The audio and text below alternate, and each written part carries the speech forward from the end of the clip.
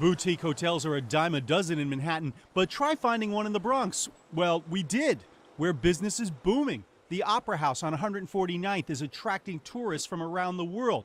How do they do it? General Manager Julio Vargas says it's simple. If you build it, they will come, and that's basically what happened with this hotel. They built it on what some are calling real estate's final frontier, the Bronx. The borough is home to new hotels, shopping malls, future ice rinks, even a Donald Trump golf course, and the MTA has plans to add 4 Metro North stops. The borough president says the Bronx is the place to be. This is not the Bronx of the 70s, 80s, and the early 90s. The borough is home to some of the city's most beautiful boulevards. Historians say the Grand Concourse was patterned after the Champs-Élysées in Paris, and back in the day attracted movie stars and athletes. What about this building here? Well, Babe Ruth lived here because the New York Yankees had taken out rooms. Yeah, a few blocks away from the stadium. A few blocks away from the stadium, but they kept rooms here for people all the way down to Mickey Mantle. Wow.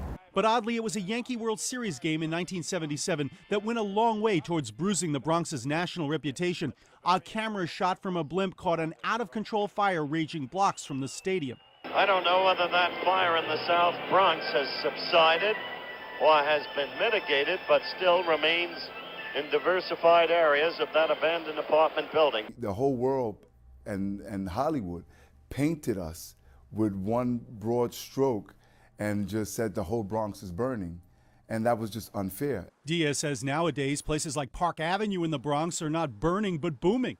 But where are the hipsters who invaded other parts of the city? I think many people have an image of the Bronx that is incorrect, and I think that image has hurt us. Bronx Councilman Jimmy Vaca says during the city's economic surge, the Bronx was left behind. I see many middle-class residents leaving, and I see middle-class residents going to other boroughs. The tough question, as always, is what is the key to turning an area around? And in this case, how do you convince people that the Bronx is now the place to be? Make a safer Bronx. That's how you do it. Anthony Acevedo works on 149th Street in the South Bronx. Tackle the crime, tackle the drugs, tackle everything. And then after you do that, then you put up the big buildings. Diaz points out that despite some problem areas, crime is actually at a 50-year low in the Bronx. He also feels the recent rezoning of parts of the waterfront will draw young people.